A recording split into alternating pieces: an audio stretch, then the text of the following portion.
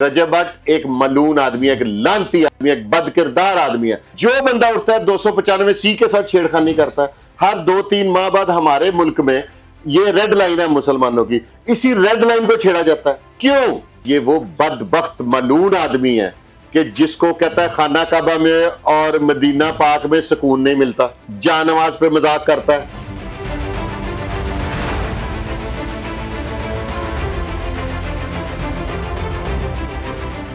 पाकिस्तान समेत दुनिया भर में देखने और सुनने वालों को अस्सलाम वालेकुम। मेरा नाम तैयबा अवान है और आप देख रहे हैं 94 न्यूज़। रजब भट्ट, जिस पर अगर हम बात करें कि रजब भट्ट ने अभी रिसेंटली अपने व्लॉग में ये कहा है कि अगर मेरे उस्ताद पे 295A थी, 295C है तो क्या हो गया, मेरे पे भी है, मुझे कोई टेंशन नहीं है। लेकिन अब वो पाकिस्तान में मौजूद नहीं है।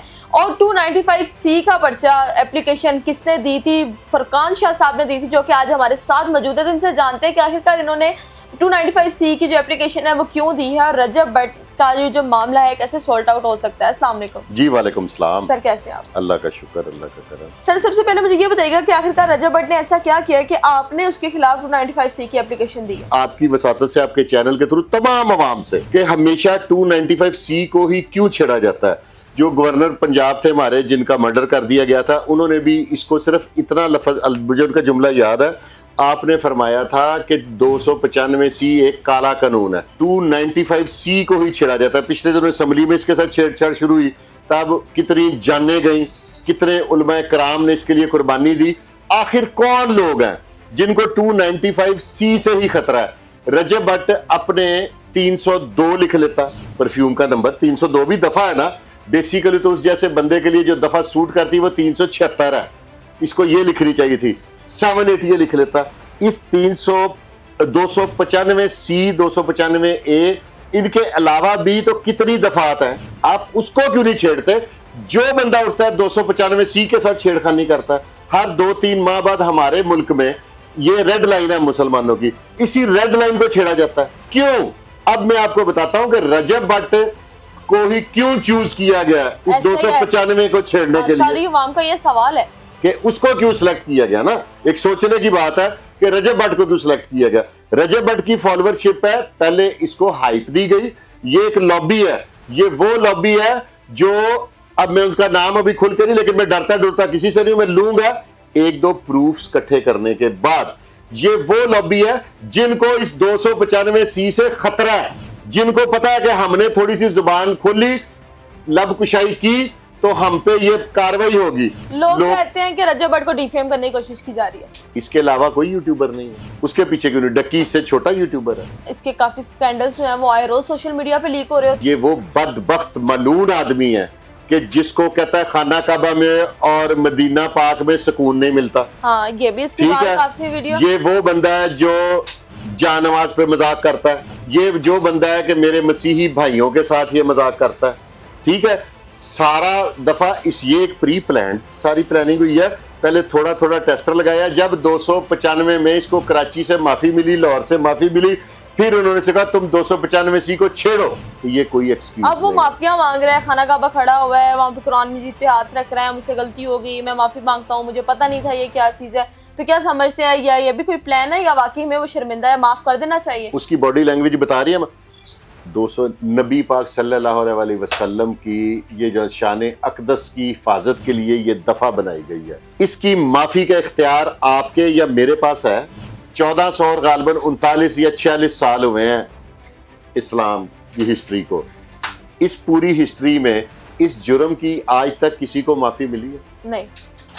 तो आप और मैं कौन होते हैं इसे माफ करने वाले?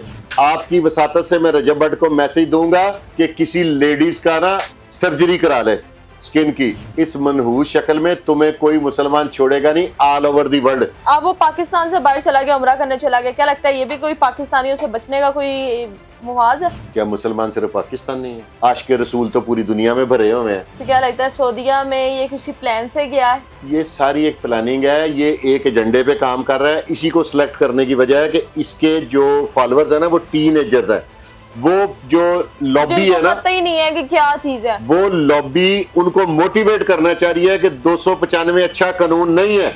मेरे माशरे के लोग जो बेशक ट्रिपल MA किया हुआ है, बड़े बड़े हाईली क्वालिफाइड है, लेकिन दीनी लिहाज से जाहिल है। गलती मैं करता हूँ, उसकी माफी हो सकती है, जुर्म की माफी नहीं होती, जुर्म की सजा है। हमारे इदारे तो बिकाऊ माल है, मुबैना तौर पे रोज एक नई इतला आती, रोज मैं किसी ना किसी इदारे पे प्रोग्राम करता हूँ। तो अगर किसी इदारे ने उसे रियायत भी दी ना, तो ये जो आशिक रसूल है ना, ये इसको कभी माफ नहीं करेंगे। और जिन मौलवियों के बारे में हम लोग गलीज अल्फाज इस्तेमाल करते हैं, मौलवी के अगेंस्ट इतनी सी वीडियो आ जाए ना, जितनी जल्दी वो वायरल होती है, दुनिया में कोई वीडियो वायरल नहीं होती। और यही मौलवी हैं जो दीन की हिफाजत के लिए अपनी गर्दनें दे देते हैं। इससे पहले भी ये कानून भी उलमाए कराम ने बनाया है, मुफ्तियान ने बनाया है।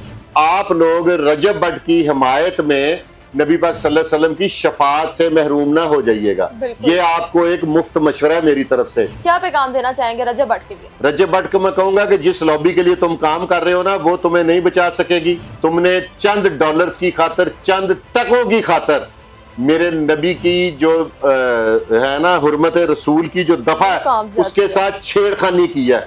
इसकी सजा तुम्हें जरूर मिलेगी, दुनिया में भी और आखिरत में भी।